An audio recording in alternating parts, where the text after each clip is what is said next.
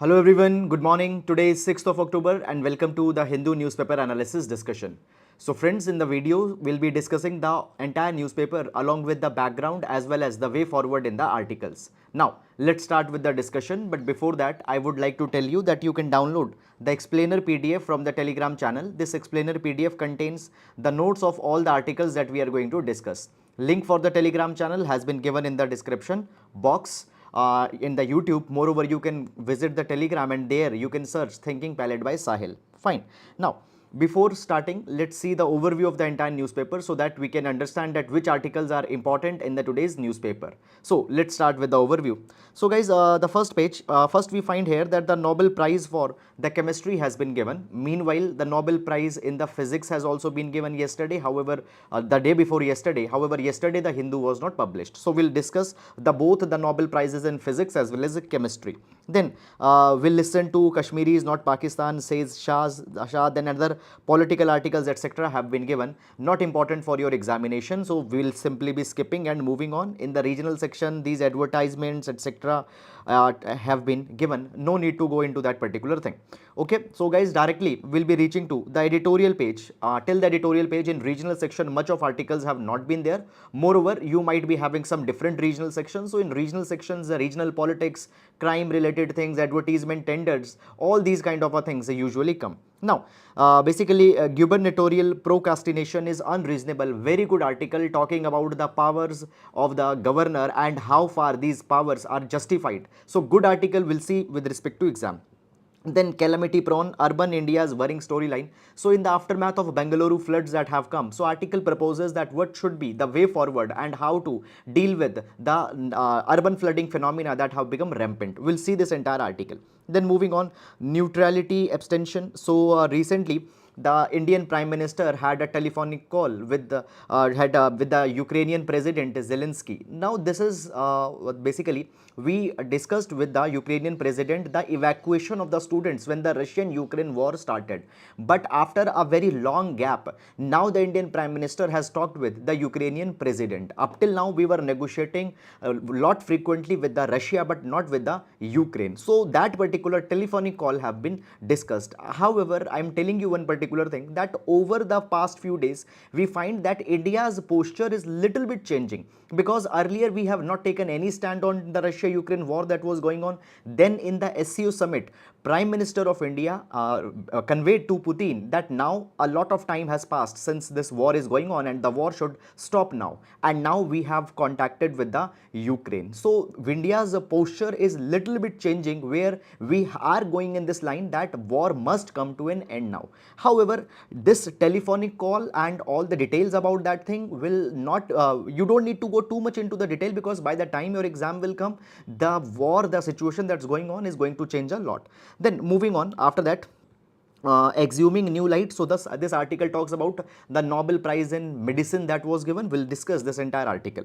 Then women's choice, a threat to Iranian state. So in the past we have discussed many articles on Iran's political crisis that's going on. So few days back we have seen this thing that one woman in Iran died because she was arrested as she has not worn she has not worn the hijab in a proper manner. After that, there is a protest that's going on in Iran, and the article is just talking about that how Iran has tried to stifle the women, and in many other countries the women are being stifled. Fine. However, the article is talking more about the internal politics that is going on in the Iran. Then Tamil Nadu's resourceful party hopper, not very much important for the examination. Congress vicissitudes in the recent years. So again, the political article, no need to go too much in detail in this particular article. Then moving on, the criteria for SC status, we'll see this article, because whether the converts from the Muslim community, Dalit converts in Muslim and Christian community will be allowed the SC status or not. This thing has been discussed. So we'll discuss. Then what is insolvency and bankruptcy code? So recently finance minister at the 6th anniversary of the IBC code has talked about the IBC. We'll see this article. Then Moving on, the impossible trinity, how the free movement of capital comes with a cost. Now this article talks about the US basically the USA's Federal Reserve has increased the interest rates. So the increase in interest rate is leading to the depreciation in the other currencies. Then moving on, 4 militants killed. Now no need to go in these articles for the examination. Fine, the architect of new parliament says completing the project is priority. Nothing important in this particular line, so please skip it. Then after that, moving on in this particular direction, the caves of Bandhavgarh, not Buddhist, fine, we'll take that. Then after that, we are aware of our mistakes, we'll try it, the course correction, Byju's co-founder. So understand this thing, that recently the Byju's declared their revenues for the past year, and it was found that actually their losses are huge, more than 4,000 crore of losses. So after that, Byju's came under a lot of controversy, and it was said that they are burning a lot of money. Fine, so 2 rupees are being burned to generate 1 rupees of revenue. So in that particular thing, there was a lot of criticism. So Byju's co-founder had come that we had made mistakes and will rectify them. Then moving on, Sri Lanka is anticipating significantly lesser number of members. Fine, we'll see this article. Then moving on, White House calls for OPEC Plus cut, move short-sighted. So this is one article, and there is one more article on this line. We'll see that article. Then moving on, Center raises credit limit under the Ecljs for airline to 100% of debt up to 1500 crore. So guys, understand this thing, that what this Eclgs stands for. It stands for Emergency Credit Line Guarantee Scheme. Emergency Credit Line Guarantee Scheme. So this is there's a small concept. See, there are some of the sectors which need some financial assistance because of a crisis or because of a challenge that's going on. Now you see, COVID-19 pandemic started, and because of the COVID-19 pandemic, there were certain sectors which were most impacted. For example, the hospitality sector, fine, airlines, fine. So in order to provide them support, the Emergency Credit Line Guarantee Scheme was provided. It means that they can take the loan from the banks, and the guarantee will be given by the government. They need not to give the collateral, government will be the guarantor. Now, the credit limit under the scheme has been increased 100% of debt up to 1500 crore rupees. Okay, so whatever their debt is equivalent to the debt, they can take the borrowing, they can take the loan. So that limit has been increased. Fine. However, you don't need to go and remember that, okay, for example, tourism sector, what is limit for them, airline sector, what is limit for them. So that's not very much needed. After that, moving on, WTO warns darkened trade outlook could deteriorate further. So we find this thing that Russia-Ukraine war is going on. Because of the Russia-Ukraine war, there are many of the sanctions that have been imposed. So the trade, it is getting impacted. Fine. After that, higher oil prices, higher energy prices. So basically, global trade outlook, international trade outlook, it's darkened up. Then moving on, oil prices as OPEC Plus agrees to deep cuts. Again, this article will see that. Then coming to the sports page, fine. So in the sports page, basically the championships and these competitions, etc. have been mentioned. Then moving on. So that is all, guys, about the overview of the entire newspaper. And one thing I want to talk about, that the sports page, see, one thing that, for example, some swimming championship is going on, or let's say some Ranji trophy is going on. You don't need to track every sport in that particular direction, because in UPSC on such kind of a questions have not been asked much. However, if there are some very big things, then we need to see. For example, Olympics governance, okay, or the sports governance in India. We discussed it elaborately in the past. Fine, national games that happened, we discussed that particular thing into the past that have happened. Okay, so the questions that have come, we need to frame our assessment that what's important, what's not important on the basis of what UPSC is asked into the past. Fine. So all these regional championships, or basically talking about that, all such kind of a sports events are not important. Only major ones are important. Now moving on. So let's start with the analysis. First of all, in every class we take a GS quotation which can be used in one of your papers. So today we'll take the quotation from the Abhijit Banerjee. We'll take the quotation from Abhijit Banerjee, the Nobel Prize winner. So as the Nobel Prizes are being awarded now, so let's take a quotation from Abhijit Banerjee. So Abhijit Banerjee says that poverty is not just a lack of money. It is not having the capability to realize one's full potential as a human being. See, We see poverty as an economic problem, as an economic challenge where the people are not having sufficient money to spend on some of the basic necessities. No, that's not the complete definition of poverty. Rather, the poverty is a social phenomena. Poverty is a challenge on human dignity, because one is not able to realize their human potential. One is not able to fulfill their capabilities, and therefore the poverty is to be solved. So solving the poverty is not solving an economic problem, rather it is giving them the social dignities. Rather, solving it is a moral challenge as well. So this is a very good idea on the poverty. You can use it in GS paper number 1 as well as GS paper number 2, poverty related issues, and at the same time in ethics GS paper number 4, and obviously GS paper number 3 also, as it mentions the economy related things, so there also it will come. So that is all about it, and now let's move to the next first article. Okay, so guys, the first article, first of all, let's read the heading, what it reads. So the article has been taken from the page number 1, the Hindu newspaper. It reads, Nobel for work on click chemistry and quantum mechanics. So already on the Tuesday's newspaper analysis, we have seen that the Nobel Prizes are being now given. So this is the season when the Nobel Prizes are given. So we have seen already the Nobel Prize in medicine that has been given, fine. And now apart from the medicine, Nobel Prizes in physics as well as the Nobel Prizes in chemistry have been given. Okay, so we'll discuss this entire issue. Now, by the way, this issue will be important for the prelims examination.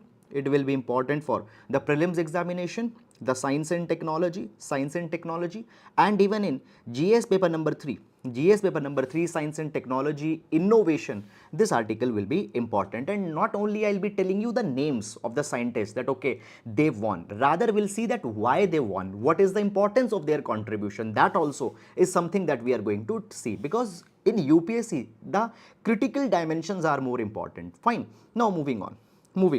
Okay, so first of all guys, I have told you this particular thing already on the Tuesday. Moreover, I had put here into the synoptic notes here as well. Now see, three Nobel Prizes have been given. Nobel Prize in Peace will also be given. Nobel Prize in Economics will also be given. Fine, Nobel Prize in Literature will also be given. So I'll be updating these notes. So by the time when all the Nobel Prizes will be given, in this one note, you will have all the winners and their contributions. Fine.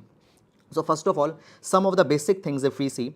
So I told you that the Nobel Prizes are awarded in the field of physics, chemistry, medicine or physiology, literature and peace. So there are these 5 categories in which the Nobel Prize is given.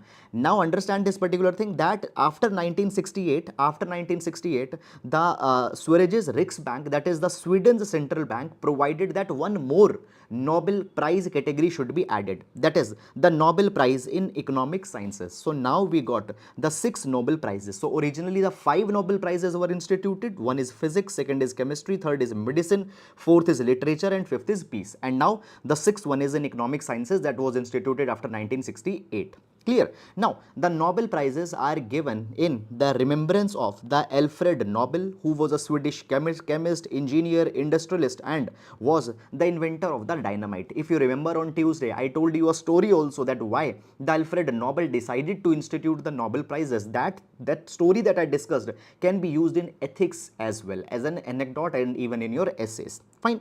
When we talk about the Nobel Prizes, fine, all the Nobel Prizes except the peace are given at Sweden. However, the Nobel Prize for the peace category only, it is given at Norway. Fine.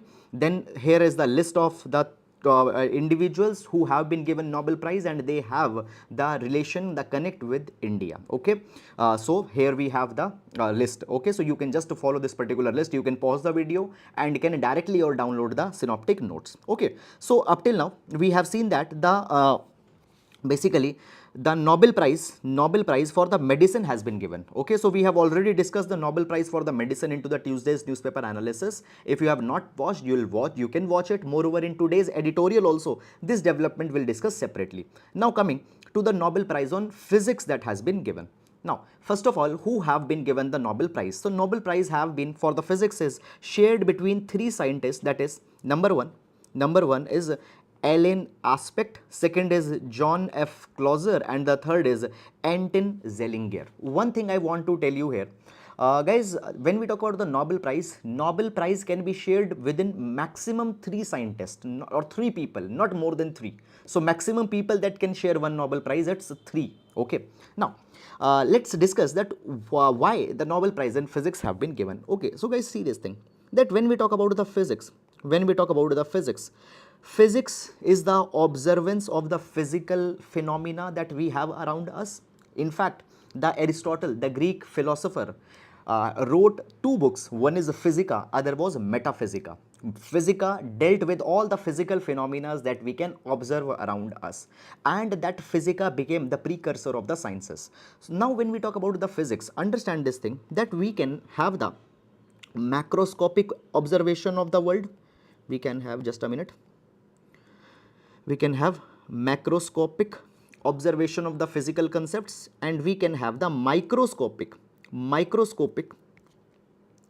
observation of the physical concepts. Now, when we talk about, guys, the contributions given by the Einstein, contributions given by many of the notable scientists, they have looked towards the macroscopic side, towards the macroscopic sides of the things. Now, microscopic sides of the things, simply it means that we can see the world at atomic level, observing the world at atomic level, observing the world at subatomic level. Okay, that is observing the electrons, fine, observing the protons, fine. So observing the world at atomic level and subatomic level, it is a branch of physics, and this branch of physics is called as quantum mechanics.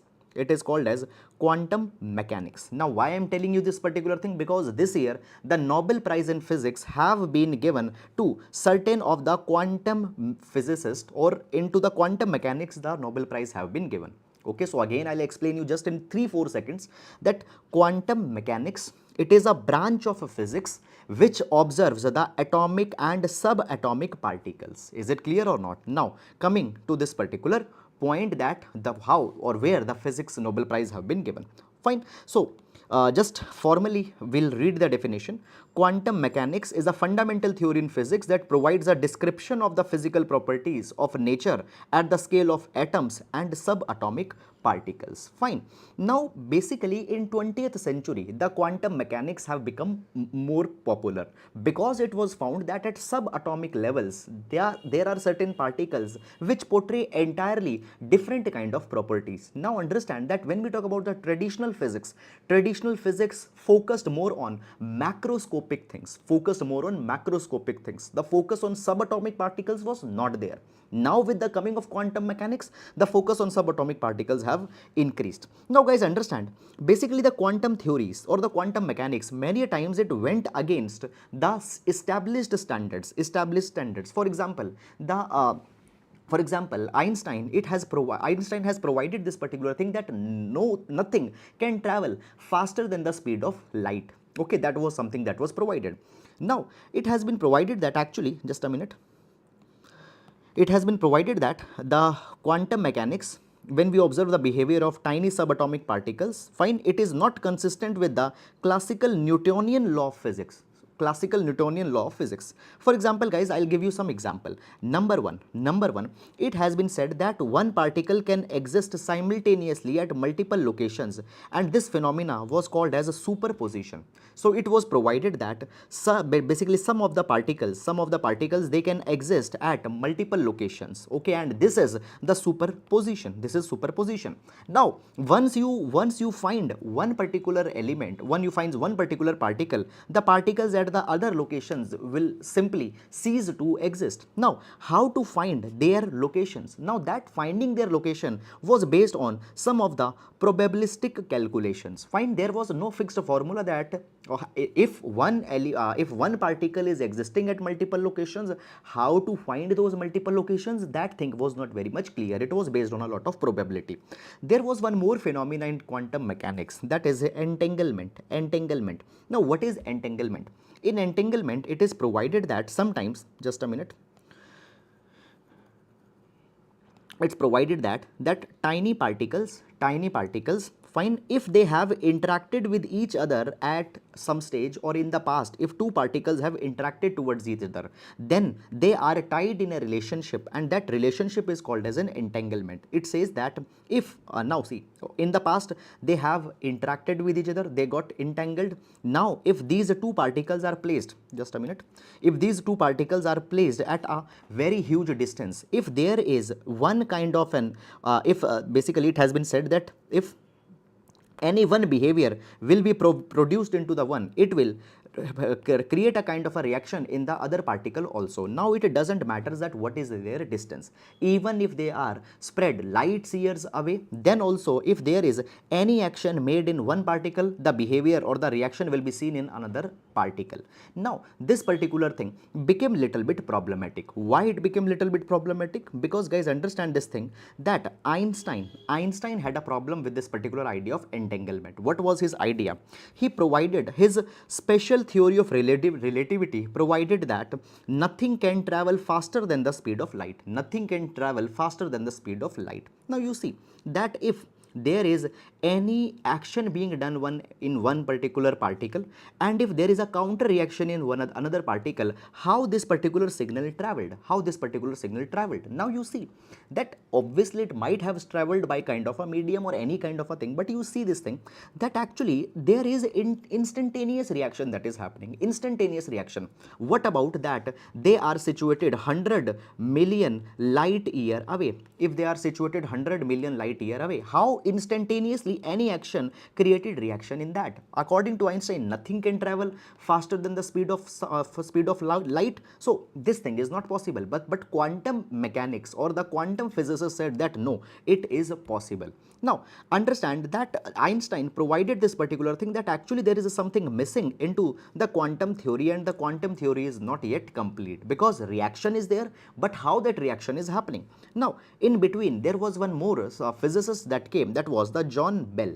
Now John Bell in 1964 propounded the Bell's inequality theorem. Bell's inequality. Now what was the Bell's inequality? In Bell's inequality, basically the John Bell provided that yes, it is possible to explain entanglement, but to explain the entanglement, the experiment that is to be done, they are very difficult. Moreover, John Bell also provided, the John Bell's viewpoint supported the Einstein's view on quantum mechanics, that the quantum mechanics is incomplete. Moreover guys, there basically there are certain challenges into the Bell's inequality theorem that was imposed onto the quantum mechanics. Now what happened this particular year? So basically this particular year's Nobel laureates that have happened, they have established the entanglement phenomena which is observed into the quantum practiced in more concrete way. Okay, they have provided number one, that the Bell's inequality theorem, Bell's inequality was not complete. They have disproved the Bell's inequality, and by disproving the Bell's inequality,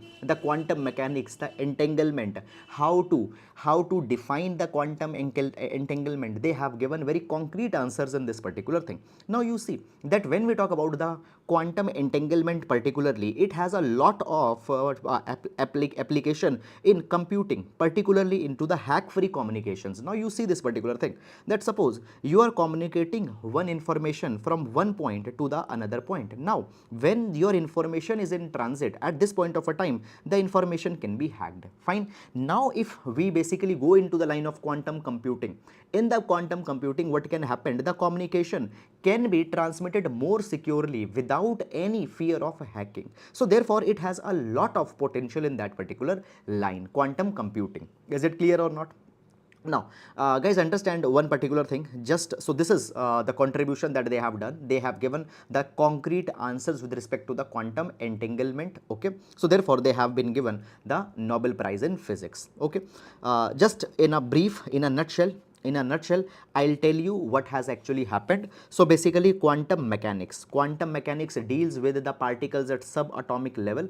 In the quantum mechanics there are many of the weird phenomena that happened. For example, the superimposition. Then there is the quantum entanglement. Quantum entanglement simply means that if the two particles have interacted with each other in the past, and even if then they got separated, whatever the difference is, if there is any action done in one, the reaction will be observed into the another. Okay, but how the action in one is leading to reaction in another, that was not very clearly explained. Okay, the Einstein said that there is something missing in between. Now these missing pieces, this missing mystery has been solved, so therefore the basically Nobel Prize in the physics have been given to them. Okay, then guys, moving on, the next is the Nobel Prize in chemistry. Now here there is one very important thing that has happened in the this year's Nobel Prize in chemistry. First of all, the Carlon R. Bertozzi, Morton Meldal and Barry Sharpless, they have been given the Nobel Prize in chemistry. Now first of all, I want to tell you that the Barry Sharpless, when he talk about, Barry Sharpless has become a scientist who got the 2 Nobel Prizes. Okay, so up till now there have been the 4 scientists only who got the 2 Nobel Prizes. For example, there is the John Bardeen who won the physics Nobel Prize twice. Then there is Marie Curie who won the Nobel Prize in physics as well as chemistry, so 2 Nobel Prizes. Then there was Linus Pauling who won the Nobel Prize in chemistry and peace, and then there was the Frederick Sanger who won the chemistry Nobel Prize twice. Okay, and the Barry Sharpless, he had become the fifth scientist who got the 2 Nobel Prizes. Earlier Nobel Prize was also in chemistry around the 2000s. Now the next Nobel Prize, it is also in chemistry. Now the Nobel Prize in the chemistry that has been given, it's for click chemistry. The Nobel Prize that has been given this year in the chemistry, it's for click chemistry. Okay, now let's understand the click chemistry. Now see, they have not invented any new element, they have not invented any new element or any new kind of a thing. They have just observed an already existing phenomena and had explained that particular phenomena. Now you see this particular thing, that actually when we talk about the nature is one of the most efficient producer, nature is the most efficiently working machinery. So the functioning of nature is effective, efficient and mostly sustainable. Now always we try to mimic the nature and we try to replicate whatever is happening into the nature, but obviously nature has a lot of resources at its disposal. We don't have so much of resources. Now when we talk about, guys, particularly the medicine pharmaceutical sector, so any medicine that is being derived, obviously what we are doing, we are trying to make some chemical compounds, and these chemical compounds are being made into the lab, but they are replica of the naturally occurring substances. Okay, so what we are doing, we are replicating the naturally occurring substances in the lab. We are making such kind of a chemical compositions, we are making such kind of a chemical compounds, and they have a lot of role in the pharmaceutical industry. Now basically, guys, there are actually many of the naturally occurring enzymes. These naturally occurring enzymes, they facilitate the biochemical reactions in living organisms, and because of the biochemical reactions, what happened, a particular kind of a molecule is produced. Okay, so there are the natural enzymes. These natural enzymes react together, and after their reaction a particular molecule will be formed, and this particular molecule will have a particular kind of a property. Let's say a particular kind of a medical property this molecule will be having. Now you see this particular thing, that today the human beings can replicate some of these reactions in laboratories or at industrial scale and can create the desirable molecules. Okay, so you see that today the medicines, today we are making the medicine for the deadly diseases. Now in the medicine, what we are doing, we are trying to make a particular kind of a molecule, which can treat a particular kind of a condition. We are in the lab, we are remaking, in the lab we are establishing the natural occurring substances. Okay, now I just want to give you one data, guys. Actually, to make 1 kg of a particular kind of a salt, or to make 1 kg of medicine, at least 30 to 35 kg of waste material is excreted. For making 1 kg of salt or for making 1 kg of medicine, 30 to 35 kg of waste material is just discarded. Fine. Now there can be an efficient way, by which we can make these medicines, we can make these salts, or for making these particular kind of a desirable molecules. Now what has happened, so therefore now the click chemistry comes in between. So here the scientists have provided this particular thing, that we can produce any particular compound or any complex molecule, but for that particular thing we need to look for starting molecules that can easily react with each other. Now from where this particular word click comes? Okay, so basically guys, you might have put a seat belt in the car, or you might have put a seat belt on a flight. So when the buckles of a seat belt, they are put together, a click sound comes. So what is that click sound? Click sound means that they have matched or they have interlocked very efficiently. So it has been provided that when the complex molecules are to be prepared, what we need to do, we need to find when the complex compounds are needed to be formed,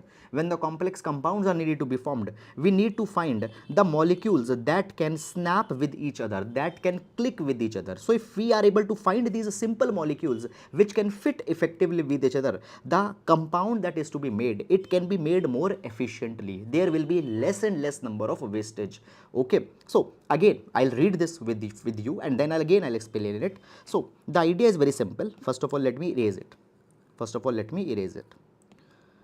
Now, the idea is that while trying to produce any particular compound, let's say to make any particular kind of a salt which is needed in a pharmaceutical industry. So while making a particular compound or any complex molecule, one must look for starting molecules that easily react with each other. So we need to find simple molecules that can easily react with each other, that can easily integrate with each other.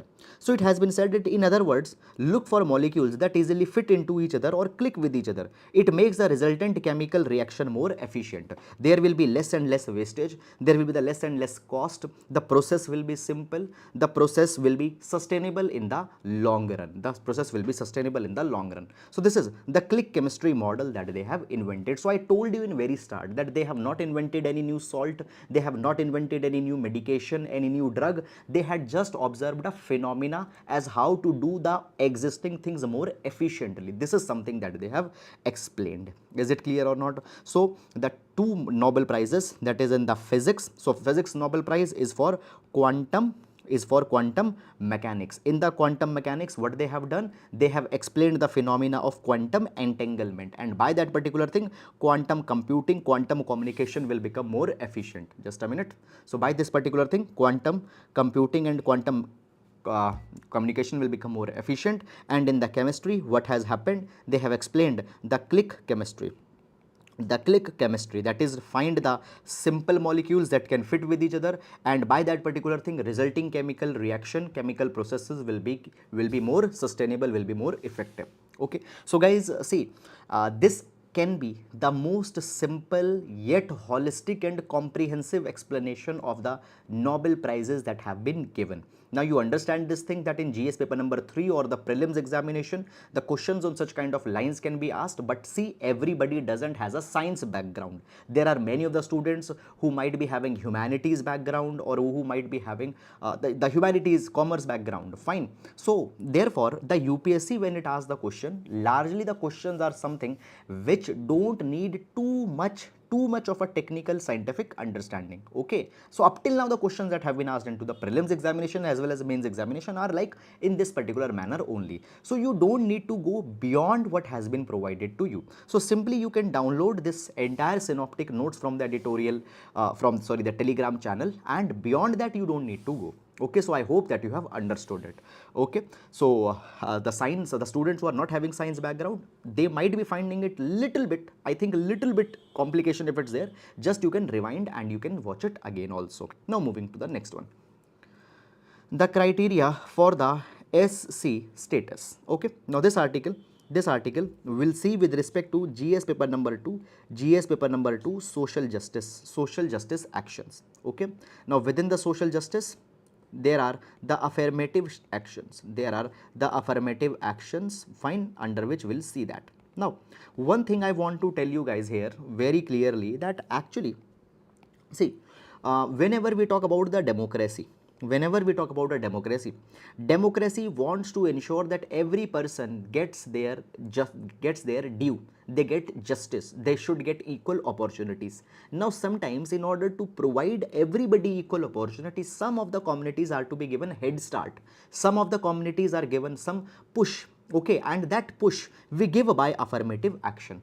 Within affirmative action we have reservations. Within affirmative action we have reservation. We have something, for example, giving scholarships. We have the positive discrimination. In fact, the positive discrimination is many times called as reservation, but there can be other kind of positive discriminations also. Now you see this particular thing, that please don't always use the word reservation as a tool to provide the equal opportunities. Rather, there is affirmative action, which is an umbrella term, and within the affirmative action you have reservation. So please use the word affirmative action. It is more formal, and it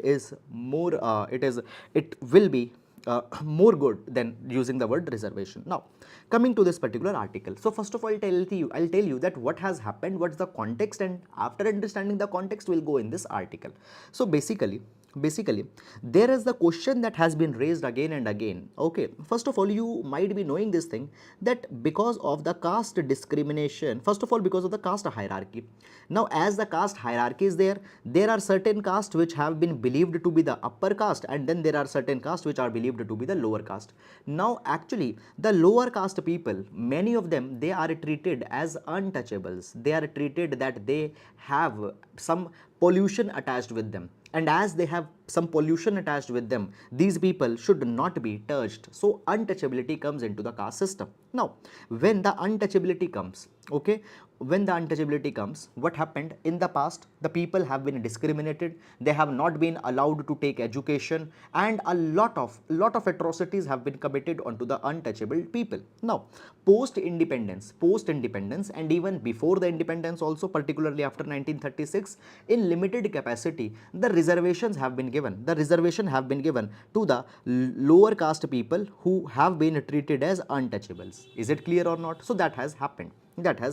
Now basically, as the reservations have been given to the untouchables, okay, the people who were treated as untouchable, okay, these people came to be known as a scheduled caste.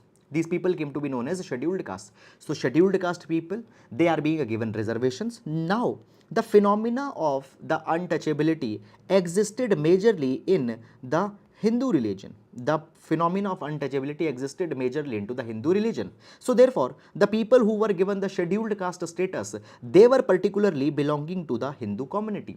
However, over the years it has been said that actually untouchability is a phenomena which is basically this kind of an exclusion is in some another religions as well, particularly Sikhism, Buddhism. So within the Sikhism, Buddhism also, the converts, now converts means the Dalit who converted in Sikhism, or the Dalits who converted in Buddhism, they should also be given the reservation. That idea came. Okay, now if I tell you, in the past actually within the Buddhism also some of the sections have been given scheduled caste status. Within the Sikhism also some of the sections that have been given the scheduled caste status. That has already happened. I'll discuss that about little bit more.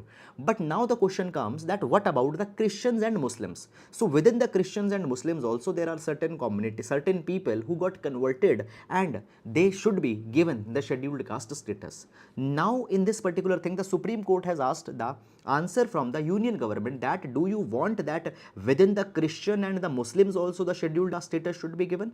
Now the Union government had refused. They had said that no, within the Christianity and Islam the scheduled caste status cannot be given. So some arguments that had come, we'll see this entire issue in this article. Fine. So I hope that the basic scope of this article you are able to understand. Now, so what has happened? The Supreme Court has sought the position of the Union government on a batch of petitions challenging the Constitution Scheduled Caste Order of 1950,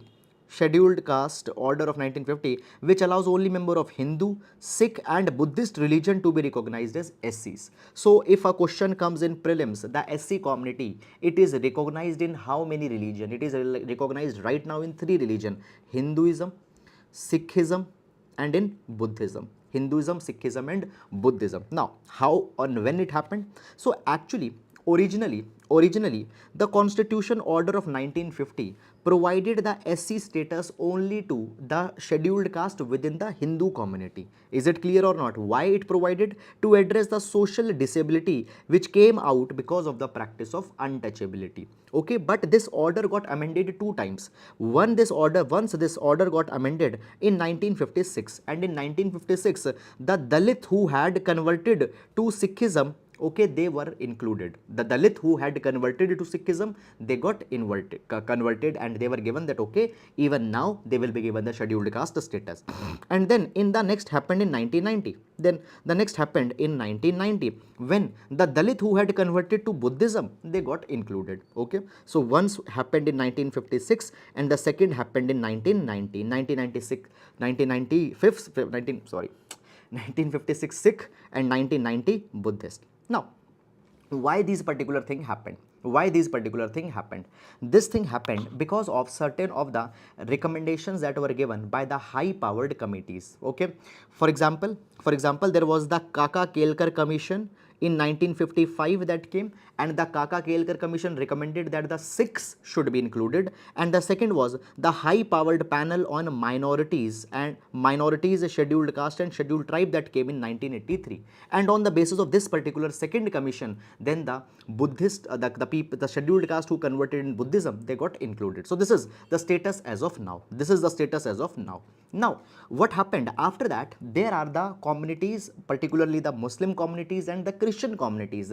There are the people who said that, okay, we have been converted within Christian, we have been converted. Fine, earlier we were Hindus, now we converted to Islam, or earlier we were Hindus, now we converted to Christianity. So we should also be given the scheduled caste status as in the past the Buddhists and the Sikhs have been given. Now, the Union government in 2019 has rejected the possibility of including the Dalit Christians as member of SCs. Okay, why they have not included them?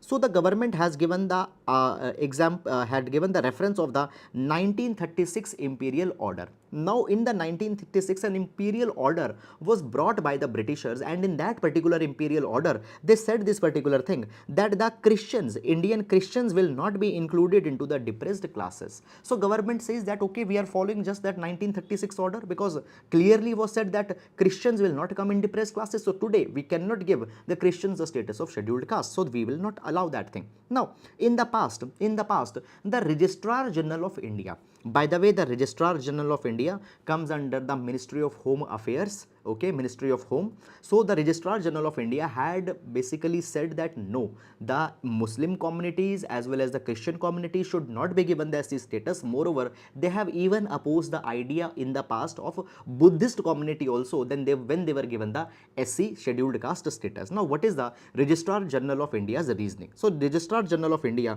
provided, number one, that SC status, scheduled caste status, is meant for the communities which had suffered some kind of a social disability occurring from untouchability, and untouchability came out of the caste system, and that caste system ultimately came out of the Varna Vyavastha, the Varna system in which the Shudras were there. So the Shudras, okay, they became particularly the part of the lower caste, and then the untouchability was imposed on them, and that Varna Vyavastha, that Varna system was only into the Hindus, and therefore the resulting caste system was also only into the Hindus. So only the Hindus should be given that particular thing. It is a social, basically it is a social recorrection that is happening. It is not a scheme for poverty reduction. It is not a scheme for some another kind of a development. It is a social recorrection. So only give it to the people who have suffered. So therefore, the Registrar General of India provided it. Then the Registrar General of India also said this thing, that if we'll include other religions, fine, and everybody will be given the scheduled caste status, then the number of the scheduled caste people will swell significantly across the country. Okay, and the original motive will be defeated. Then basically, then after again, the Registrar General of India had provided some more arguments way back in 2001. The Registrar General of India provided that the Dalit Christians as well as Muslims cannot be given the scheduled caste status. They said even the Dalit Buddhist, fine, see, Dalit Buddhist, Dalit Sikhs, or if you talk about bringing the Christians and Muslims also, then the Dalit Christians and Dalit Muslims, okay, they belong to different set of caste groups, okay, and they are not one class. They cannot be categorized as single ethnic group. Obviously, the Buddhist, the Sikhs, the Buddhists, the Sikhs, the Muslims, they will not be having the same ethnicity. Now, within the Article 341, Article 341 of the Indian Constitution, to give any particular group a status of scheduled caste, they need to be of one ethnic group. But are the Muslims, Christians, Buddhists of same ethnic group? No, they are not of same ethnic group. And if they are not of same ethnic group, within the scope of Article 341, they cannot be given this status. So this was a constitutional ground that was provided. Moreover, Registrar General of India also provided this particular thing, that the untouchability as a feature was more in the Hindu religion, okay, and therefore basically more of in the Hindu religion, and therefore it is not into the another religion. Moreover, understand this particular thing, that if the scheduled caste status, which is an outcome of untouchability, if this status will be given to the Christians also, Muslims also, then the international community will think that we are trying to extend untouchability in other religions as well. Fine. So it was said that it will be misunderstood internationally as India is trying to impose its caste system upon the Christian and Muslims. So therefore, it should not be done. Moreover, next thing that has been provided is that the Christians and Muslims, fine, as they converted their religion, fine, they became the part of the new religious community, the practice of untouchability simply got vanished there, because in those religions where they went, there the untouchability was not existing. Okay, so earlier a person was scheduled caste, the person got converted to Buddhism. In Buddhism there is no untouchability, so how the untouchability will be there? So therefore it was said that no, such kind of a thing has now basically ceased to exist. So therefore the scheduled caste status to Muslims as well as scheduled caste status to Christians will not be given as per the Registrar General of India. And now the Union government has given the example of 1936 Imperial Order. Okay, but in the past there have been multiple committees that have favored that no, rather the Muslims as well as Christians should be given the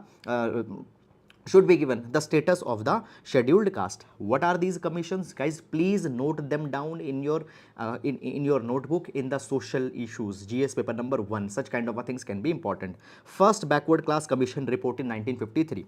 The report of the Committee on Untouchability, Economic and Educational Development of Scheduled Caste, 1969. Then High Powered Panel report on SC, ST and minorities, 1983. Then Mandal Commission report. Then the report of the Prime Minister's High Level Committee of 2006.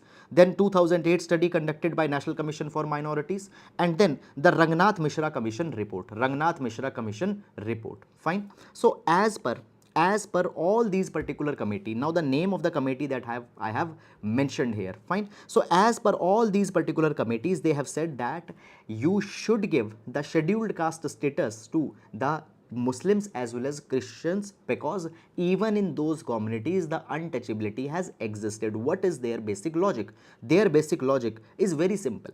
They say that suppose a person was Dalit, and this particular person belonged to the Hindu community. Now this person got converted, let's say into Buddhism. Now the community in which that person was living, the community members will still treat this person as Dalit. Fine. The community members still not be allowing that particular person the rights over the water, rights over the community resources. Fine. Because you know this thing that when we talk about changing the religion change might be a kind of a process, that had happened, but the social realities don't change with that. So still there are the deprivations that continue, still there are the disabilities that continue, and therefore the people who got converted, they should be given the SC status. At the same time, as it has happened with the Sikh people, as it has happened with the Buddhist people, then why not with the Christians and Muslims? So this will bring again a kind of an inequality. You see article number 14. So article number 14 talks about the right to equality, and as article number 14 talks about the right to equality, why the Sikhs have been given, why the Sikhs have been given and the Buddhists have been given, why you are now not including the Muslims and the Christians? This is something that comes. Fine. So that is all, guys, about this particular article. I hope that you have understood it. Fine. And now we'll be moving to the next article. So this is a very, very good article and a very important article for the examination that is concerning the for our examination within the GS paper number 1 as well as GS paper number 2. So that is all about it. Now we'll move to the next article. Okay, and one more thing guys, please note down the committee reports, okay, the reports that had come. Okay, so the next article, what is the Insolvency and Bankruptcy Code? What is the Insolvency and Bankruptcy Code? So this is article that came in the text and the context section, okay, and with respect to GS paper number 3, Indian economy, will see this article. Okay, let's start with the article. So first of all, what's the context? Why this article has now come in the news? Fine. So basically what has happened recently, the Finance Minister of India had provided that the 6-year anniversary of the Insolvency and Bankruptcy Code has been observed, and the Finance Minister, just I'll highlight, Finance Minister had said that country could not afford to lose the sheen of its insolvency law and the Insolvency and Bankruptcy Code. Fine. So we'll be discussing about this Insolvency and Bankruptcy Code. Okay, let's discuss it.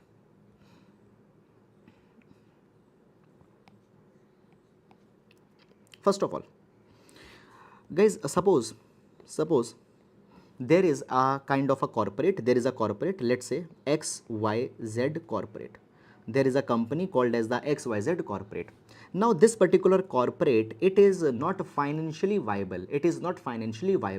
First of all, what has happened? Let's say into the last 10 years, they had much of the losses, and because they have made much of the losses, now they had got a lot of debt. They are not able to pay the salaries of their employees. Is it clear or not? Then there are the people who had given the money to, who have given the loan to this particular corporate. They are coming every day and they are asking their money back. Is it clear?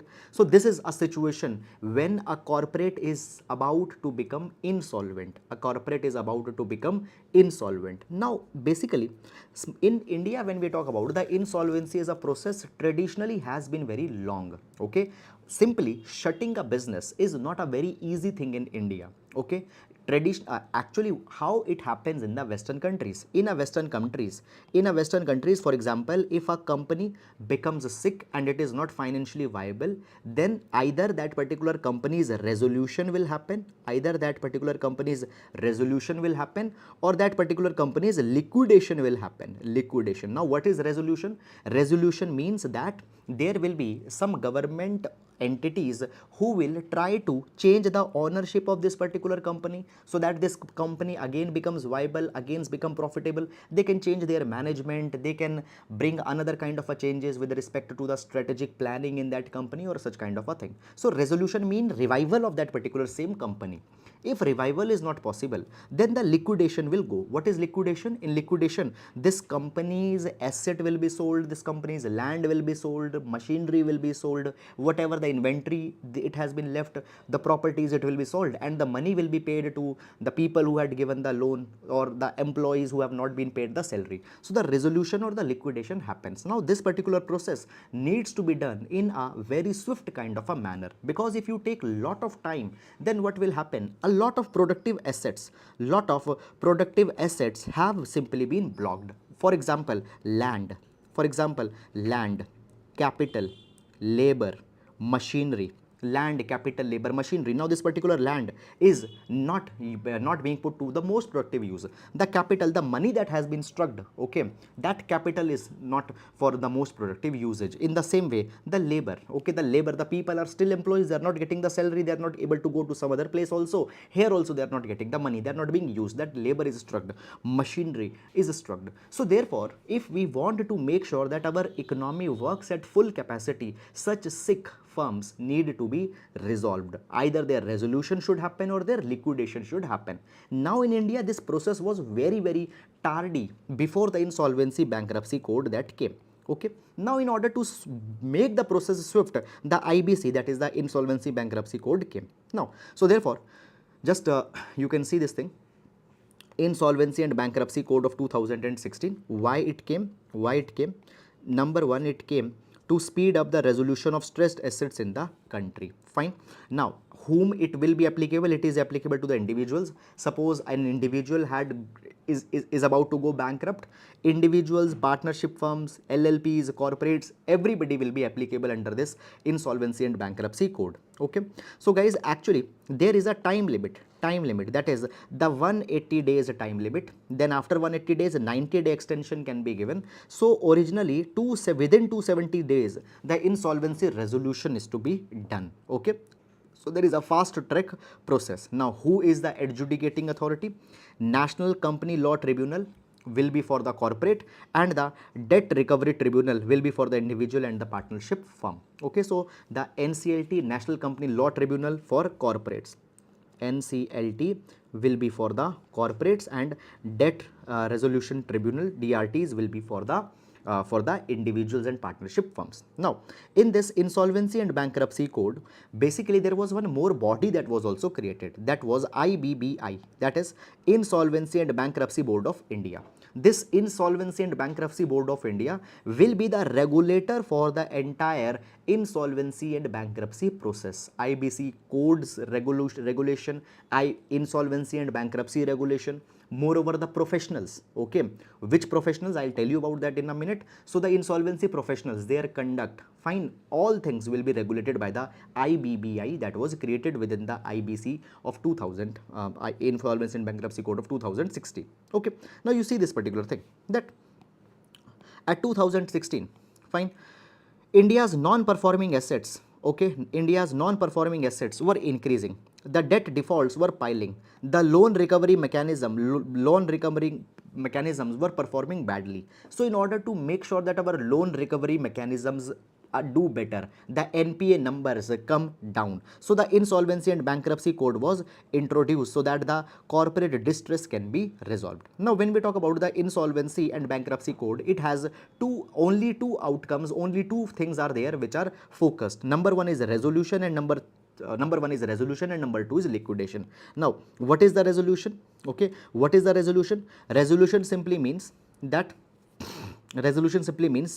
to save a business through restructuring. You restructure that business, change in the ownership, you bring new promoters, you bring new corporate managers. By that particular thing it can be done, fine. And after that, by mergers. Now some corporates can be merged with the other corporate. Okay, for example, one telecom company can be merged with other telecom company which is more efficient. So the mergers can be done.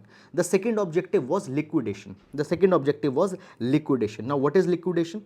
Liquidation is simply the assets of that particular company, corporate, will be sold, and the monies will be paid to the debt, will be paid to the ones who owe money, creditors, employees, etc. Okay, it is to promote entrepreneurship, availability of credit, and balancing of interest. Now in the past it has been seen, now this is actual assessment of the insolvency and bankruptcy code, and this is something which is the most important gold standard material that we have to use in our examination. Every place you'll find the insolvency and bankruptcy code, its major features and everything, but this is the real world assessment. Number one, if we see in the past few years, out of the 3400 cases that have been admitted under the IBC in the last 6 years, 50% of the cases have ended in liquidation. Now you see, when the IBC code was created, at that point of a time, it was very clearly said that our major focus will be to go for resolution. We don't want to liquidate a business, we want to go for the resolution. But resolution has not happened. In 50% cases, the liquidation has happened.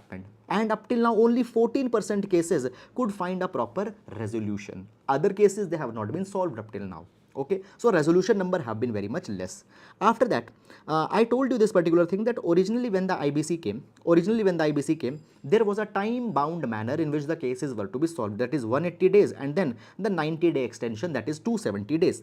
But actually what has happened, this particular 180 days plus 90-day deadline was extended, and it was said that completion should happen in 330 days. So from 270 days it got extended to 330 days, but actually it took 770 days to resolve the cases involving companies that owed 1000 crore. In 2022, financial year 2022, 772 days are being taken, more than double. So therefore, on timeliness it has failed, on objective it has failed. And then the very big issue that come here is with respect to haircuts. It's with respect to haircut.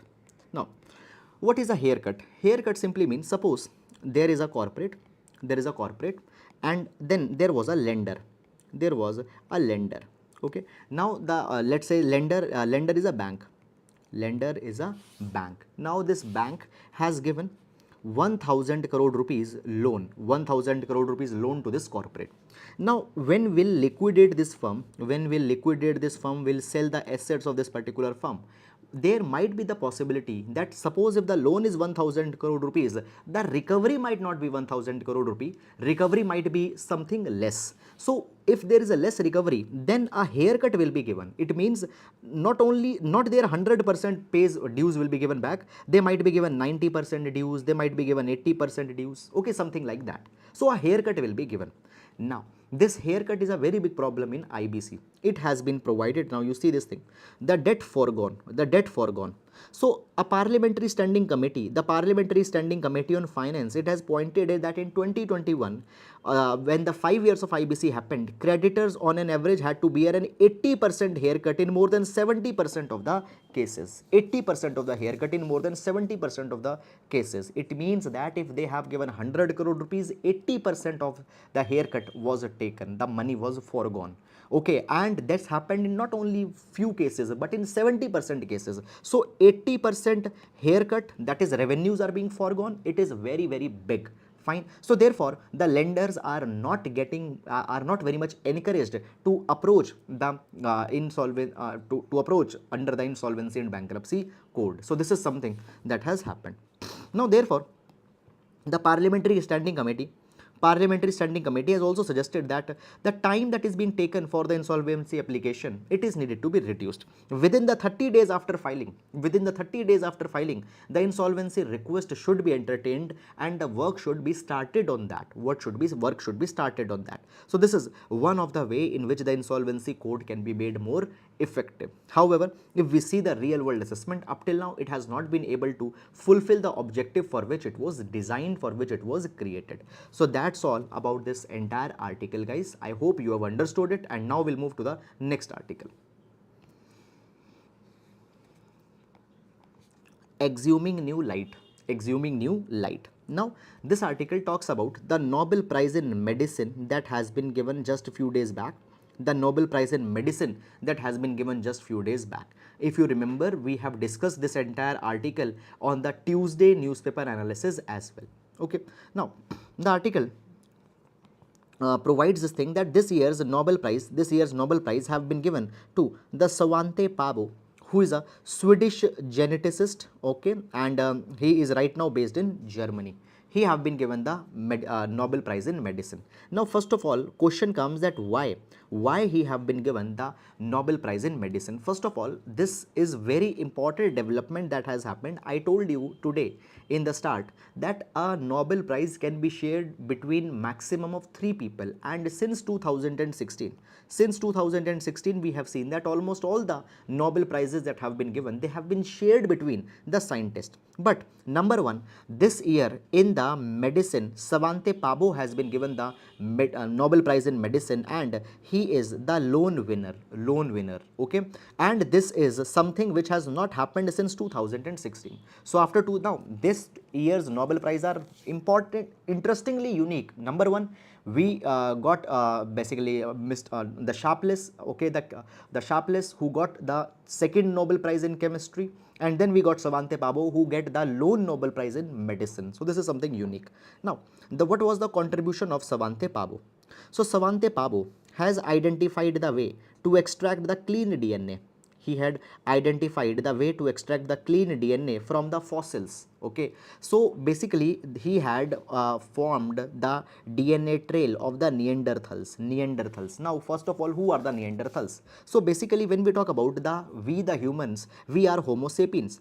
We the humans, we are the Homo sapiens. Now along with the Homo sapiens, there were the other species of the humans who were also living 30-40,000 years back, and within that there were the Homo Neanderthals. Now up till now we did not had complete information about the makeup of the Neanderthals. Why? Because we did not had complete DNA of the Neanderthals, because they died 30,000 years back. So basically from the fossils of the Neanderthals, from the fossils of the Neanderthals, fine, Svante Pabo has extracted the clear DNA, and by that particular thing we are able to know better about the genetic makeup of the Neanderthals. And by this particular invention we got this particular thing, that actually Europeans as well as Asians, they carry 1 to 4% of the Neanderthal DNA. Is it clear or not? 1 to 4% of Neanderthal DNA we are carrying today. Is it clear or not?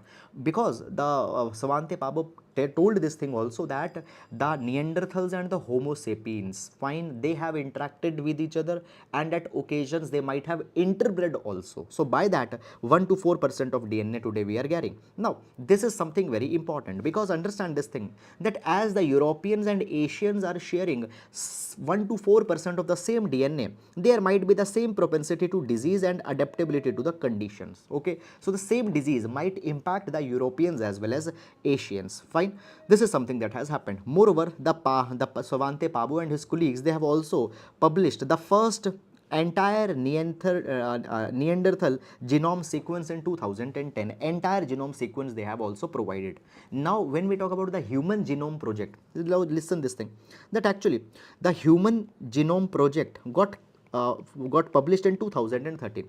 What is this human genome project? The entire genome of the humans, okay, was published in 2003 under the human genome project. But the Svante Pabo in 2010, he provided the Neanderthal genome, which is very much important, and for this technique he has been given the Nobel Prize. Okay, moreover in 2008, a 40,000-year-old fragment of finger bone yielded DNA in the Pabo's lab, and that came to be known as Denisova. Okay, so this thing also we discussed into the Tuesday, that the Denisovas was also if in fact this particular question has also come into the UPSC prelims examination.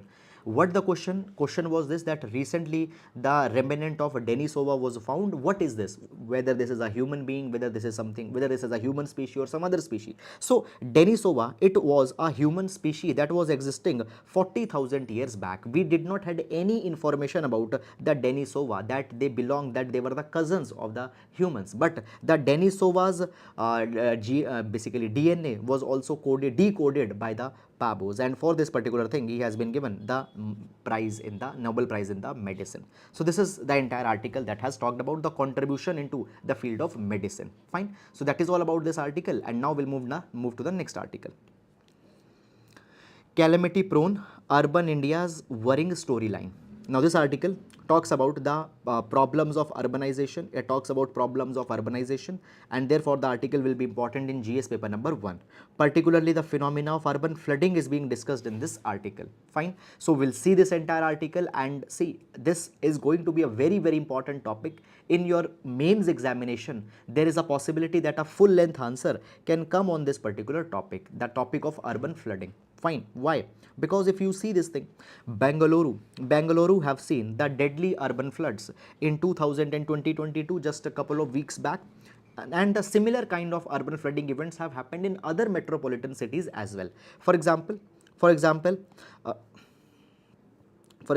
just a minute, in Delhi 2013-2021 urban flooding incident happened.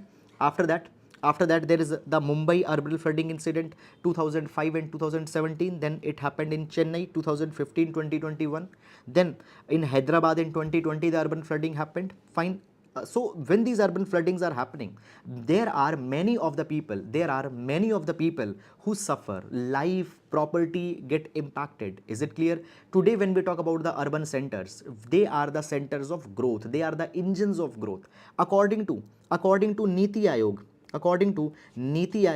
by year 2030, more than 60% of the GDP, more than 60% of India's GDP will be coming from urban centers, So they are the engines of growth. Moreover, it's being provided that at the same time India is getting more and more urbanized. According to Again, the reports by the Niti Aayog, more than 40% of the India's population will live in the urban areas by 2030. So therefore, we need to have intact master plans as how our urban cities can be made more intact, how our urban cities can be protected from the flooding kind of incidents that are happening virtually every year in one or the other metropolitan city, as we have seen here in the write-up. Then moving on.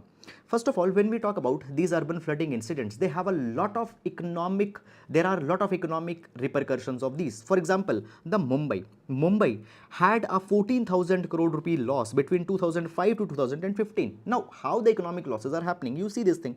First of all, there are the immediate economic losses that happened because of the loss of property. Then there is the economic losses because the city's tourism gets impacted. The city's tourism gets impacted. Then after that, the economic activities get impacted. The markets get impacted. Fine. So therefore, the economic losses happen.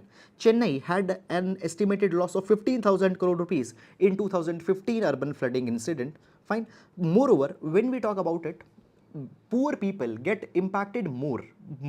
Why? Because they, number one, they live in those regions which are environmentally more vulnerable. Okay. Secondly, as their shanties, as their huts, as their poor accommodations got destroyed, they don't have any social protection, they don't have any insurance, they don't have any social support. So therefore, the poor people, they get impacted more disproportionately by these urban flooding incidents that are happening. Fine. Now, for example, when we talk about the Bengaluru, there are many of the informal settlements, jhuggis, and the basically kind of such settlements that get slums that get destroyed. Now, in the when these urban floodings are happening, many a times we say that the reason is because of the encroachment that have happened on the wetlands, encroachment that had happened on around the regions where the storm drainages were to be made. Okay, now this is actually a very big reason. For example, when we talk about the Bengaluru, the green cover of Bengaluru has been diluted substantially. Fine. So there are wetlands, there are lakes. Okay, the abandoned paths of the rivers, on them the settlements have been made, the people have encroached. Okay, the societies have been made. So it has been said that the encroachment is a kind of a very big reason, and anti-encroachment is something which is solution. But it is not only going to be the magic pill. Apart from that, there are many other problems that has also come. So anti-encroachment, okay, they are not unhelpful, they will help, but they cannot be the magic pill. Apart from that, other things are also needed to be taken care of. Okay, so again, I am telling you very clearly that when we talk about the anti-encroachment drives, they are not unhelpful, they are helpful, they are important, but they cannot be the magic solution.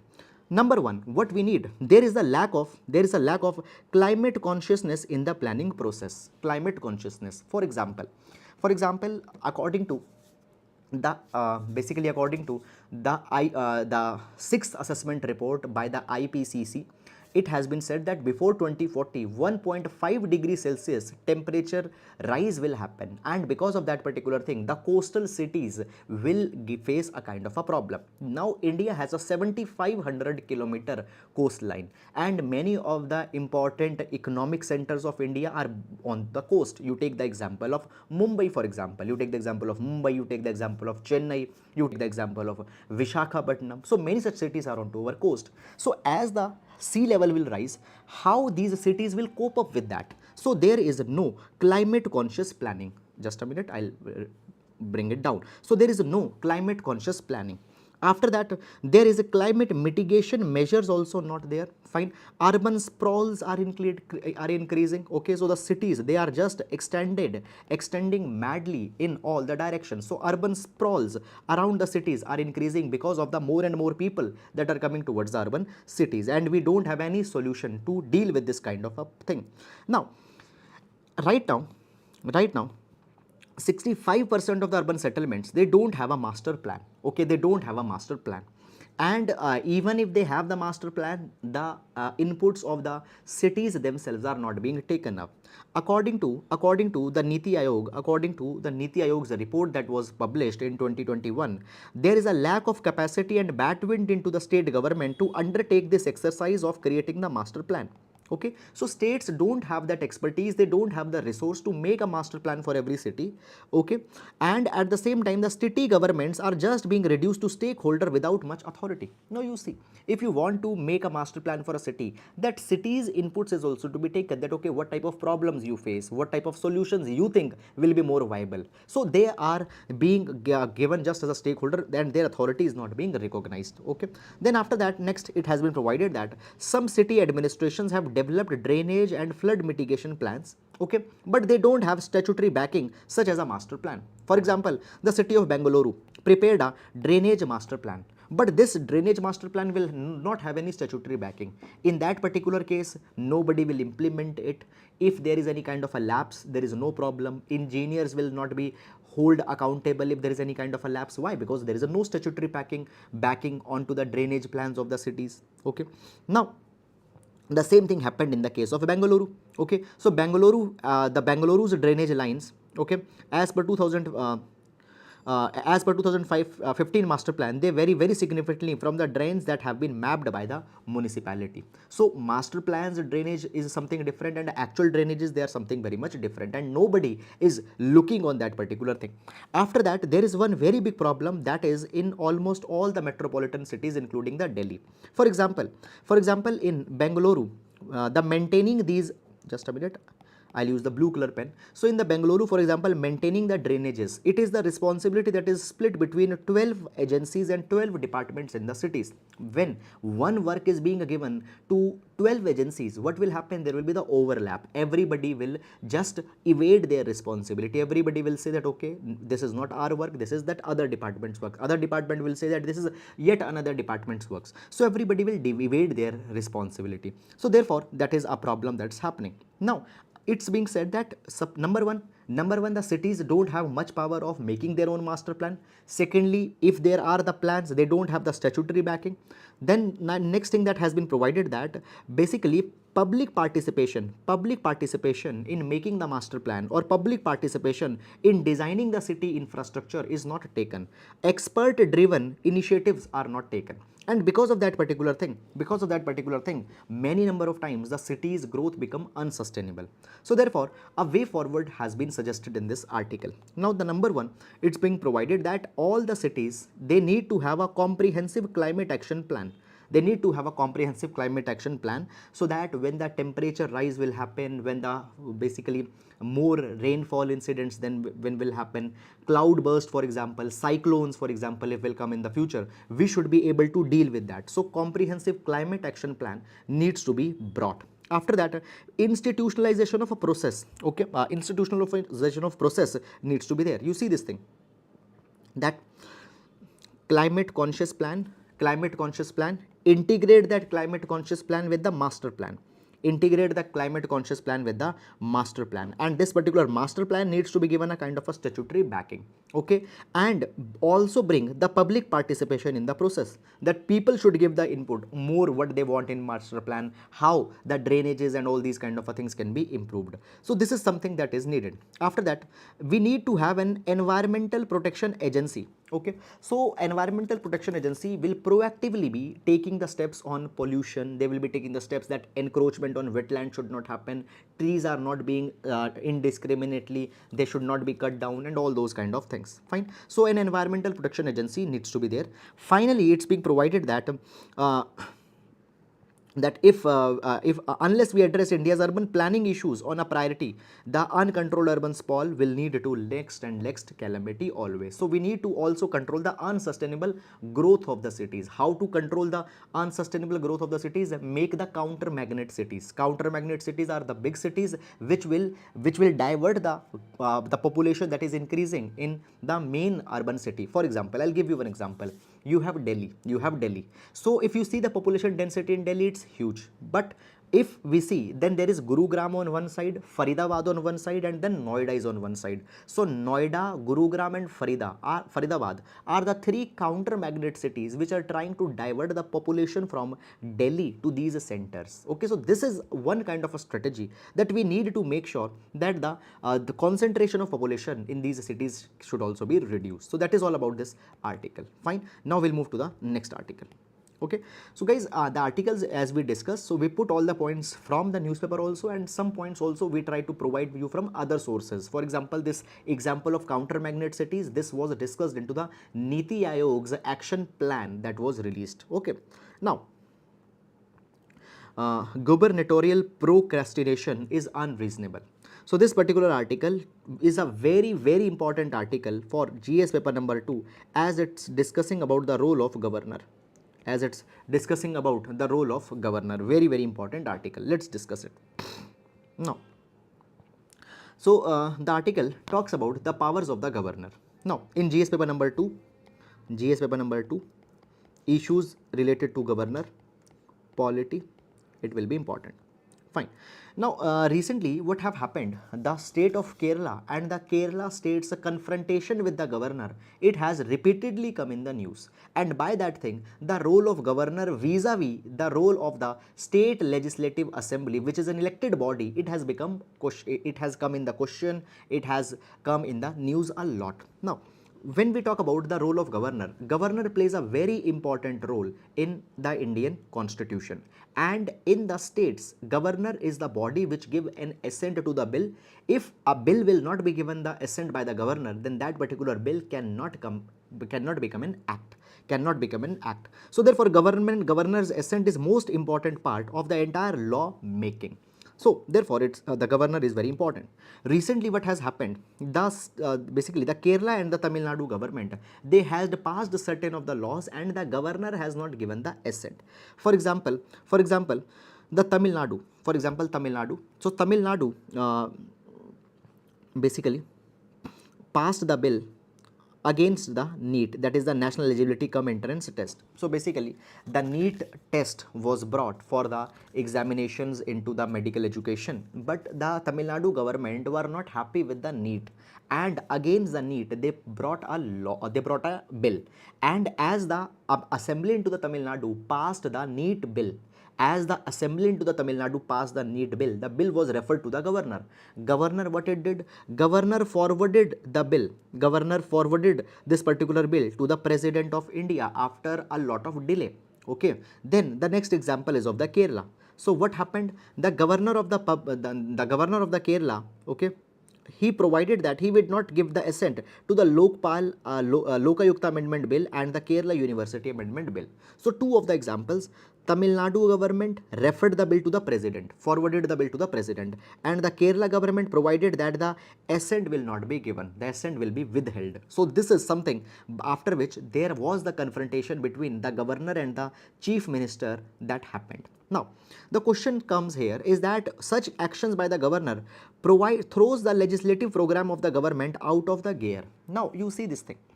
Actually the people are voting for their legislators, and by voting for the legislators, people are giving the power to the legislators to make the law. But when the governor is either forwarding the bill to president, or when the governor simply says that I will not give the assent, the entire law making, even the mandate of the people is being put under a question mark. So this is something that is happening. Now we'll do the assessment whether such kind of things are good or not, whether such kind of things are constitutionally sustainable or not. Now first of all, the article number 200, article 200 of the constitution provides that whenever a bill is passed by the legislative assembly and the bill is presented to the governor has certain options. Number one, governor has certain options. Number one, governor may give the assent to that particular bill and the bill will become an act. Very good. Second is that governor can send that particular bill to the assembly. Okay. And then what can happen? Assembly can amend that particular bill or can send back bill again to the governor without amending it. Okay. Into this particular time, in this particular situation, the governor has to give the assent to the bill. So A, governor will give assent. Second, governor will return the bill, and as governor had written the bill, the assembly will then again send the bill back to the governor, and then the governor has to give the assent. Okay, that is something that's happened. That is happening. After that, there is one more option. There is one more option that the governor has, is that the governor can keep the bill for the reconsideration of the President of India. So these are the three things that the governor is having. However, we find this particular thing that primacy to the legislature has been given. Primacy to the legislature has been given because if even the governor will return the bill to the legislature can again send it back. Okay, now the bill can go to the president. Now understand this particular thing that actually the governor cannot send every bill to the president. Only under specific bill, only under a specific condition, the bill is to be sent to the president. For example, any bill that would endanger the position of a high court by taking away the powers of the high court. So any such bill has to be referred to the president. Okay, so this is something. Then there is one more option that the governor has. That is the fourth option. The fourth option that the governor has, it is, okay, it is that governor can withhold the assent. It simply means governor will say that okay, I will not give my assent to the bill. Okay, now this particular thing, it is an extremely unpopular action. It is an extremely unpopular kind of an action. Why? Because in this the governor is directly challenging the elected government. Governor is directly challenging the elected government. So therefore it is very much unpopular. Moreover, understand this particular thing that when we talk about the Indian Constitution, the Constitution does not mention the ground on which a governor may withhold the assent to a bill. Is it clear? That is the case. Now, let's discuss some of the international case studies that how the other countries deal with such kind of a situation.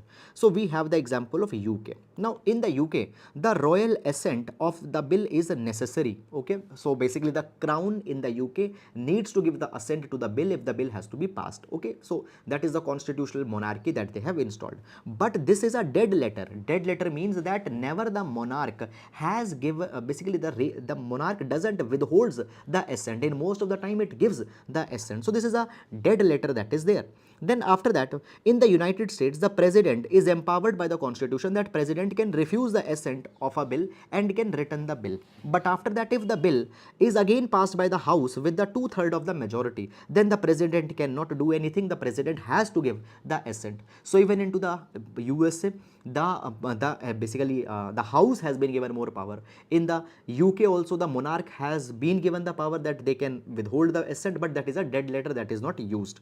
Okay, so therefore we can learn one particular lesson that in other democracies also the refusal of assent is a practice which is not followed very regularly. Now, when we come in the Indian context again, even the courts, okay, have more or less accepted the position that if the governor withholds the assent to the bill, okay, then the whole legislative exercise will become fruitless. What is the meaning? What is the purpose of that elected government then? So this entire process will become meaningless. Now, basically, guys, the article says this thing that. Now, the article provides this thing that whether the government of a state can challenge the refusal of assent by the governor in a court of law. So, we have seen recently that the Kerala governor openly said this thing that I will not give the assent. So, can that particular thing be challenged? So, number one, there is Article 361 of the Indian Constitution. Now, Article 361 of the Indian Constitution provides this particular thing clearly that the court cannot interfere into the proceedings, or basically the court cannot, there cannot be any proceeding against the governor or the president in the lieu of the discharge of their duty. Now, you see this thing that governor has not given the assent, so it is something which happened into the course of their duty. So that particular conduct cannot be called in the court of law. So the immunity has been given under the Article 361 to the governor. The next thing that is coming here is that basically government right now, it is placed in a situation there, number one, they cannot challenge that particular thing into the court, and at the same time they cannot do anything other also.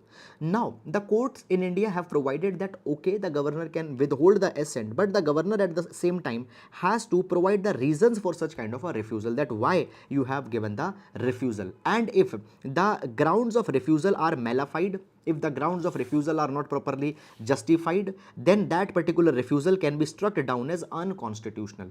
Okay, so basically the governor is a refusal's reason can be asked, and if that reasons are arbitrary, irrational, then that can be called as unconstitutional. Moreover, there is the judgment of a Supreme Court as well. So Supreme Court in a case that is Rameshwar Prasad and ORS versus Union of India provided this particular thing, that the immunity granted under the Article 361 fine does not take away the power of the court to examine the validity of actions on the ground of malafides. It means that if the governor refuses, then the grounds and the reasoning can be asked. Okay, so this is something that has happened. So basically now guys, the question comes that the court can inquire, but there is one more thing, that governor might sit on the bill. Okay, now governor also knows that if I'll refuse the assent, they'll ask my reason, that why I have refused the assent. Governor can use another tool. What is another tool? The governor might not give any decision on that bill and will sit on that bill. Now in the constitution, there is not any fixed timeline in which the governor has to decide onto the question of assent. For 5 years, the governor neither will say yes nor will say no. So this is something which might again go against the state government. It is illogical and it will militate against the constitutional scheme. Okay, so therefore guys, not fixing a timeline is something that is needed to be catered. Moreover, it is a constitutional responsibility, it is a constitutional morality of a governor, that governor should understand that if a timeline has not been fixed, it doesn't mean that the governor has to behave in an arbitrary manner. Rather, governor still has to use its their own wisdom. Is it clear or not? So that is something that has been provided in this particular article. So guys, this is a very good article on the role of a governor that has come. So the questions with respect to the prelims as well as the mains, fine, if comes on this particular line, can be addressed from this particular article. So very good and very comprehensive article. I hope that you have understood it. And now we'll move to the next article. Okay, Sri Lanka is anticipating, now first of all let's read the heading of the article. Sri Lanka is anticipating a significantly lesser number of favorable votes at UNHRC, United Nations Human Rights Council. Now, let me give you a little bit of a background of this particular article. Okay, let me give you the little bit of a background of this particular article. Basically guys, right now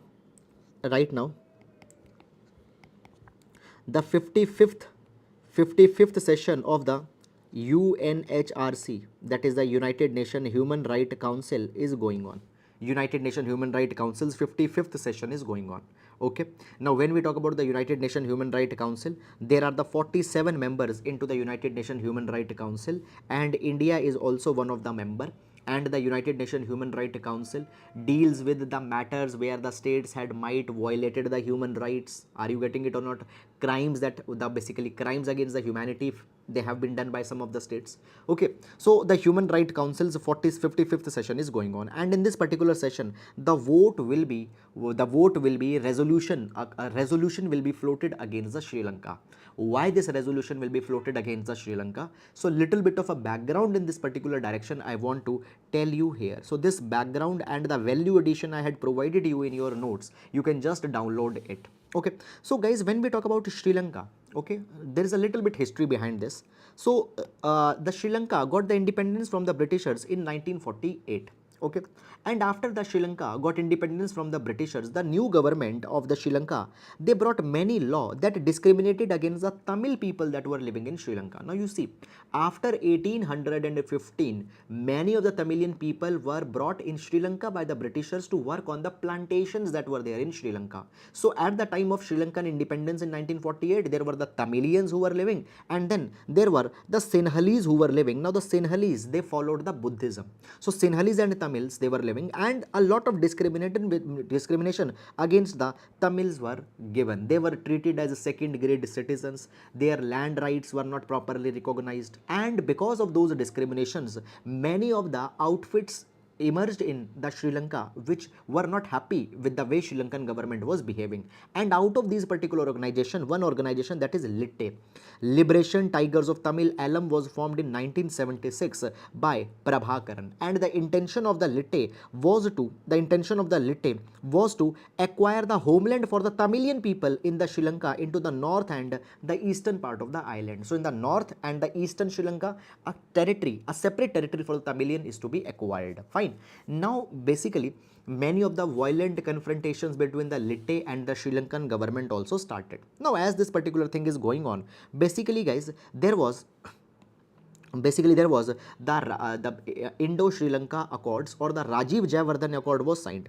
There was the Rajiv Jayawardene Accord was signed, or the Indo-Sri Lanka Accord was signed, and under this particular accord it was provided this particular thing, that as the Sri Lankans have as the Tamilians have not been happy with the way the Sri Lankan government has behaved with them, so therefore some solution is needed, and therefore the 13th Constitutional Amendment Act was proposed. This 13th Constitutional Amendment Act provided that the Sri Lanka Tamilian people's right will be recognized. So this particular provided that there will be the provincial councils that will be established. Okay, the governor of these provinces will be appointed and they will be having the substantial power. So many things were promised for the Tamilian people, but at the same time basically neither the Tamilians were happy with this nor the Sinhalese were happy with this 13th amendment that came.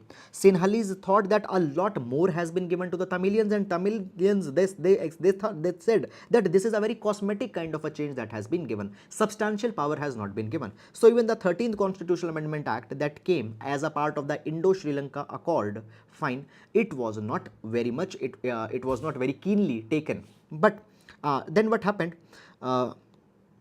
It was opposed by both Sinhalese Nationalist Party as well as LITTE. And therefore guys, when nothing was going forward after this Indo-Sri Lanka War of 1987, then the 1987 to 2009, the civil war started in Sri Lanka. In this particular civil war, what happened? There were virtually the fight between the LITTE and the government that was going on, and during this particular period of 1987 to 2009, the United Nations observers had said that it was a kind of a bloodbath that was going on. So the military of basically the forces of the Sri Lanka, they had killed many of the innocent people, okay, and their human rights have been violated. And for this particular thing, the resolution is floated against the Sri Lanka time and time again. Is it clear or not? So the resolution is floated against the Sri Lanka. Now, when we talk about the United Nations Human Rights Council, the resolutions have been floated at multiple occasions. Now, this is the 55th session that is going on.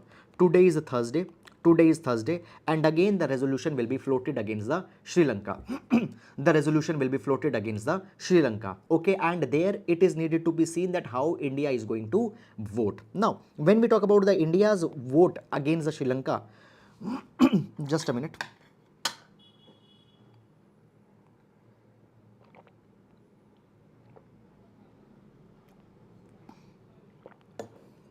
Okay, so up till now, what has happened? India had voted against the Sri Lanka in 2009, 2012, 2013 at the US sponsored UNHRC. Okay, and now this year what will happen? You see this particular thing.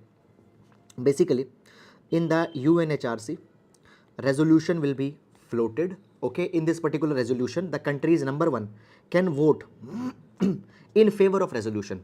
The countries can vote in favor of resolution. Favor of resolution means that yes, Sri Lanka has done the human right violation, or they can vote against the resolution. Against the resolution means that no, Sri Lanka has done nothing, Sri Lanka is innocent, or the countries can abstain. Or the countries can abstain. Just a minute. Or the countries can abstain. So please listen very carefully. Voting in favor of resolution, it means that the Sri Lanka has done the war crime. Voting against the resolution means that the Sri Lanka had not done the war crime, and abstaining means neither voting against, neither voting favor. Okay, so basically what will happen today, a resolution on Sri Lanka will be put to vote, fine, highlighting the long pending demands for truth and justice for the war crimes between the civil war that ended in 2009. So for this thing, the war will be the vote will be floated. Fine. Now, basically this particular session is very important because guys, in this particular session, now the United Nations Human Rights Council, it has made a link between the Sri Lanka civil war and the Sri Lanka's economic situation that is right now. So this year's UNHRC, it underscores the importance of addressing the underlying governance factors and root cause that have contributed to Sri Lanka's unprecedented economic crisis. So they simply say that because in the past Sri Lanka had not went for good governance, they had not made sure that everybody's rights and values are being taken care of. By that thing, the economic crisis in Sri Lanka had come. Now, it has the resolution also provides this particular thing that there is a deepening militarization, lack of accountability in governance, impunity for serious human right violations. Impunity means that they will not be punished. Such kind of a feeling has come. So that impunity about for the human right violations and abuses. Fine, all this particular thing is becoming as an obstacle in the rule of law. And by that particular thing, sustainable peace is not coming in Sri Lanka, development is not coming in the Sri Lanka. So therefore everybody had said that the governance that has happened into the context of Sri Lanka, which had not been very much representative, and all these kind of things had brought to the problems in Sri Lanka. Now, we have seen that in March 2021 also, the Sri Lanka faced a UN resolution, and that UN resolution was put to vote. Now, at that point of a time, what was the voting pattern? 22 countries voted in its favor. 22 countries voted in its favor. 11 countries 11 countries voted against it, endorsing Sri Lanka's position. So I told you this thing earlier. And 14 countries including India abstained. They did not voted. Okay. And now it is being expected that India might abstain again. Now, what is the Sri Lanka's expectation on this particular line? So guys, Sri Lanka is anticipating a lesser number of favorable votes at the UNHRC. This year, the Sri Lanka's basically the foreign minister had said that this year we might get less number of the votes at the UNHRC. Okay. So today that voting will happen and we'll see that exactly what will happen.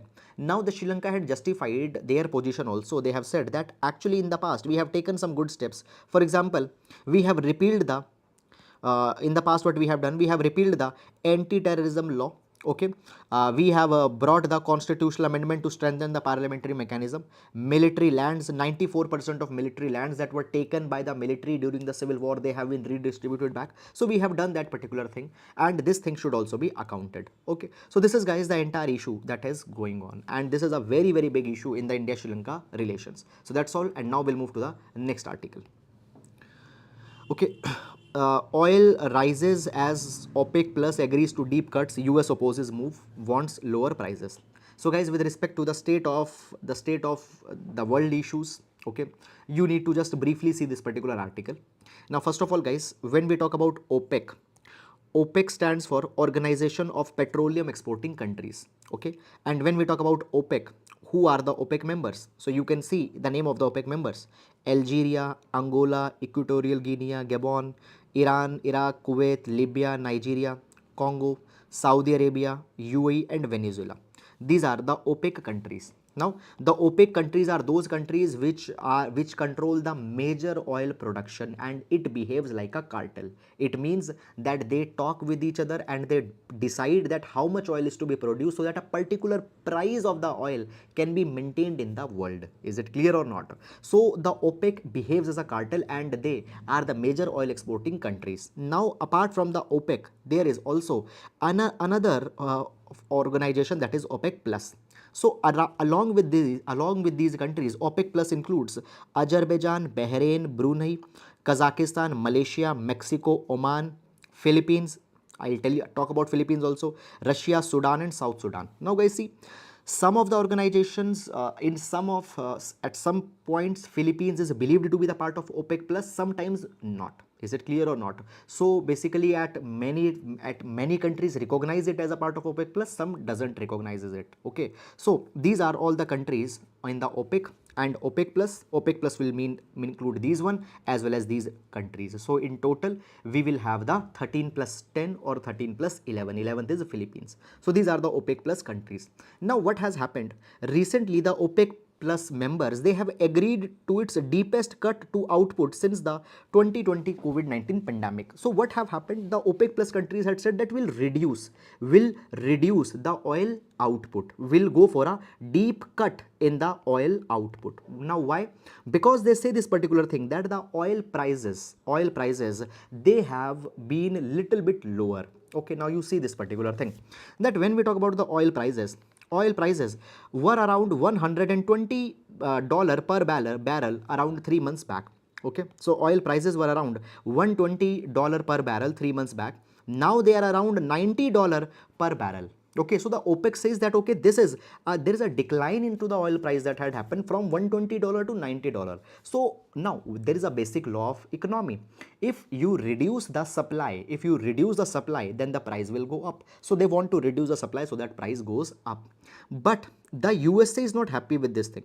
USA has opposed this. USA is not happy. Why? Because USA say that even the $90 is much high. And when you bring the oil cut, it will further bring the inflation in the world. And yes, guys, it is very true. So right now we find this particular thing, that still the oil prices are much high, and if it increased, India will also face a much of problem, because 82% of our oil is imported. Okay, so that is all about it. And now we'll move to the next article. Okay, the caves of Bandhavgarh are not Buddhist. Fine. So guys, actually this is an interview. Just a minute. Fine. Yes. So this is an interview with the Nayanjot Lahiri, who is the Ashoka University professor, and the Nayanjot Lahiri talks about the basically ASI's excavation that had happened in the Bandhavgarh Tiger Reserve into the Madhya Pradesh, where some of the Buddhist caves etc. have been found. Now guys, in this particular interview there is not much substance with respect to the examination. However, on 29th September at this particular timestamp, I have discussed this entire issue, that what are the discoveries. I have even discussed about the Bandhavgarh Tiger Reserve and all those kind of things. So I'll say you that please, rather than going this interview, please go and see this particular entire discovery that was happened, which we have discussed on the 29th September newspaper analysis. If you don't want to go that, then at least please download this PDF that I shared onto the 29th September with respect to this ASI's discovery. Okay, so that is something that you should see. Fine. And now guys, let's take the mains practice questions for today. Okay, so the first question, it is from GS paper number 2. Question reads that governor is often referred to as the agent of the center, puppet and rubber stamp. In this context, discuss how bitterness between the state and governor has been widened in the recent years. Okay, and then the second question, it is from GS paper number 3. Recently, the finance minister stated that the Insolvency and Bankruptcy Code is losing its sheen. In this context, analyze the challenges faced by the IBC. Okay, so guys, very good question, potential questions. They can be asked in your exams even. Okay, so that is all guys about the mains practice questions for today. So that is all guys about the today's newspaper analysis. And from past few days, actually there are more and more articles that are coming into the news, particularly because of this Nobel Prizes that are being given, and even in the text, in the editorials etc. there are the good articles that are there. So that is all guys about this article for today. Now we'll be meeting tomorrow. Till then guys, please take care of yourselves, and if in case you have liked the video, you think that our video are giving any utility in your preparation, you can like our videos, you can share our videos, and you can always leave your lovely and encouraging comments. Fine, I read every one of your comment, and I personally try to reply to every of comment that you are also sending. So thank you guys. Now we'll be meeting tomorrow. Till then, please take care of yourselves. Thank you so much.